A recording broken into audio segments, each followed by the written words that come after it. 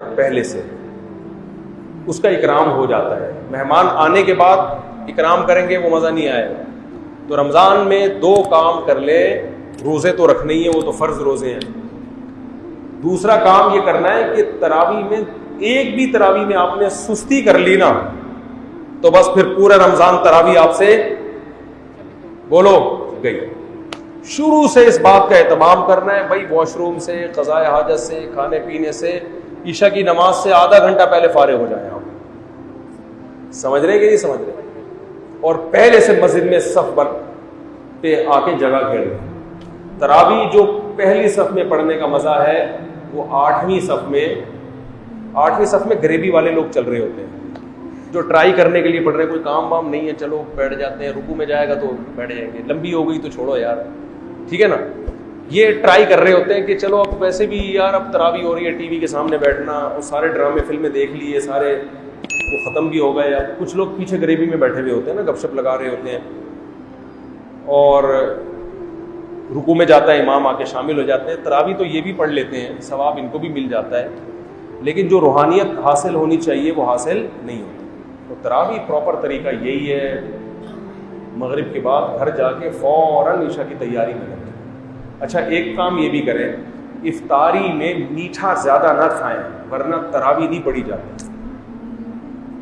دیکھو افطاری میں کھانا کیا ہے, رمضان جو ہے نا صحت بنانے کا بڑا بہترین نسخہ ہے. اس میں اللہ آپ کو موقع دیتا ہے ابھی کولیسٹرول کو ختم کروا دو, لیکن رمضان میں لوگوں کا موٹاپا کم ہونے کے بجائے بڑھتا ہے, کیونکہ افطاری میں طبیعت سے تیل والے پکوڑے پھوڑتے ہیں, طبیعت سے بریانیاں کھائی جاتی ہیں, چاٹ اور یہ اور وہ ایک ہی دم اتنا کھایا جاتا ہے کہ عام دنوں میں ڈیوائڈ کر کے کھاتے تھے, تھوڑا غنیمت تھی, اب ایک دم پھوڑتے ہیں.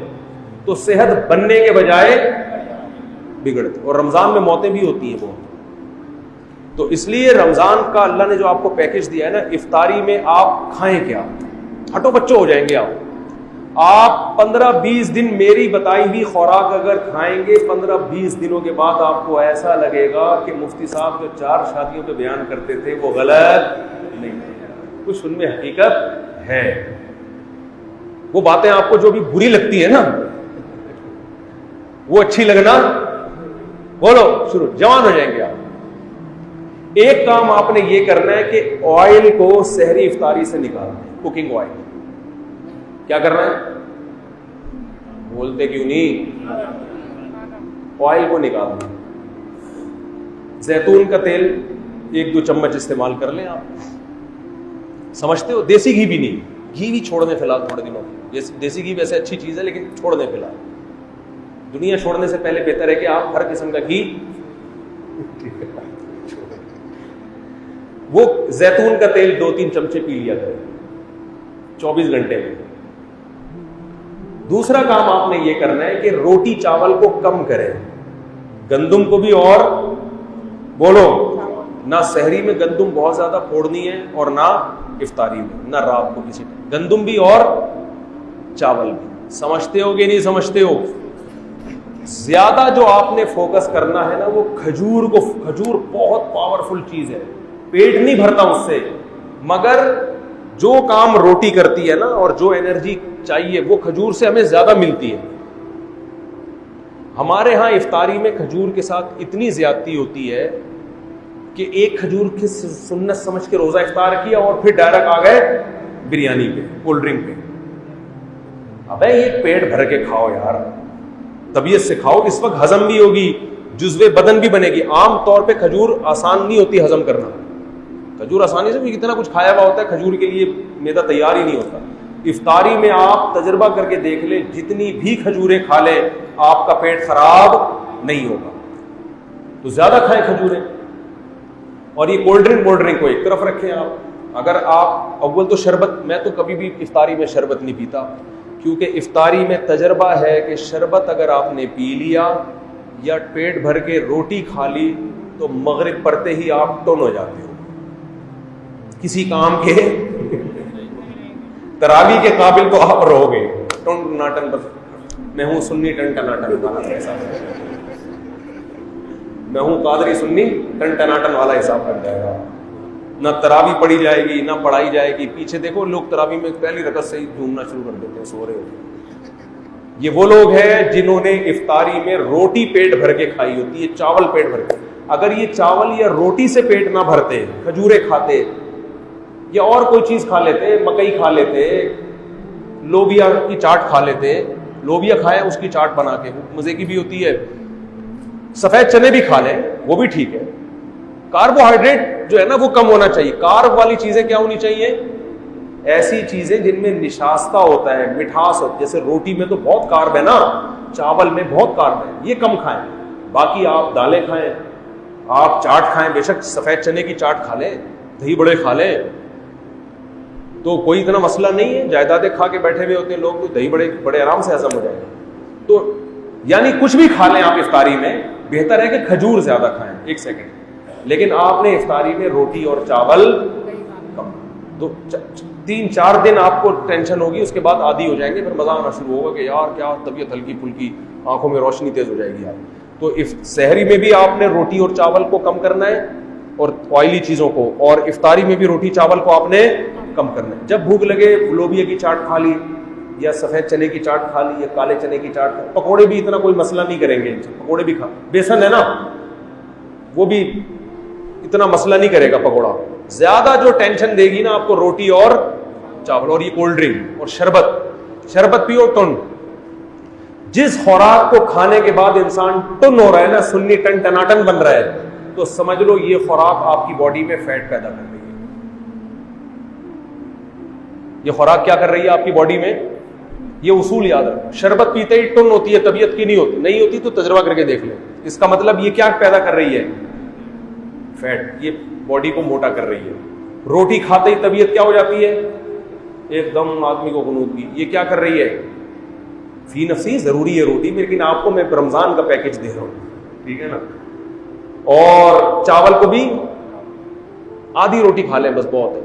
باقی دوسری چیز, پھل فروٹ کو فوکس. گوشت کھائیں طبیعت سے, اللہ نے اگر پیسہ دیا گوشت کھائیں, مچھلی کھائیں, گوشت کھائیں, یہ چیزیں کھائیں گے فائدہ ہوگا, نقصان نہیں ہوگا.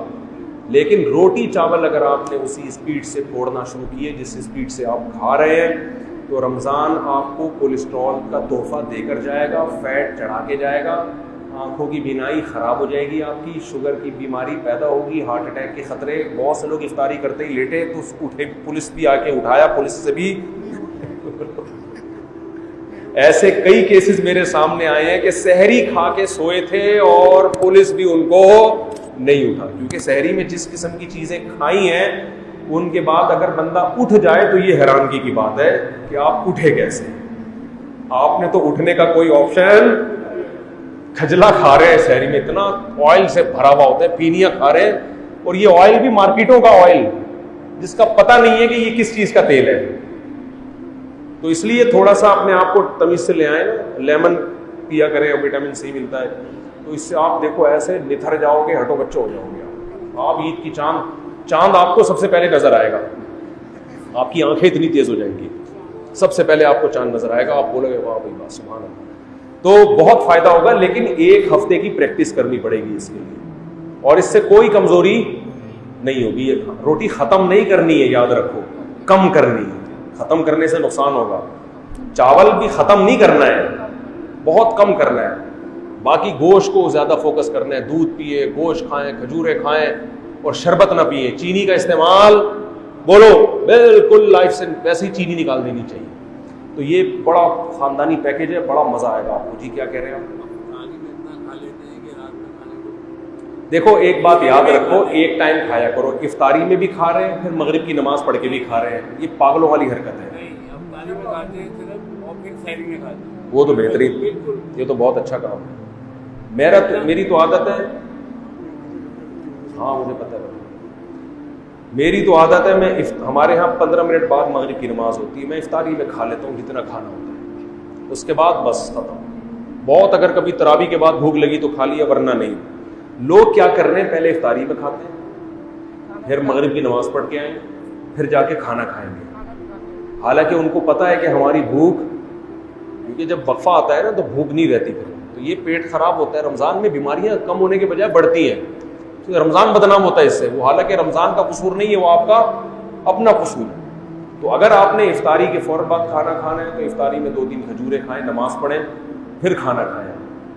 لیکن اگر نہیں ہے تو پھر تمیز سے کھانا کھا لیں, اور مسجد کے امام کو بولیں کہ تھوڑا لیٹ پڑھا دو بھائی, کوئی بھاگے نہیں جا رہے یار, تھوڑا 1 مہینہ ہے, کھانے تو دو تمیز سے.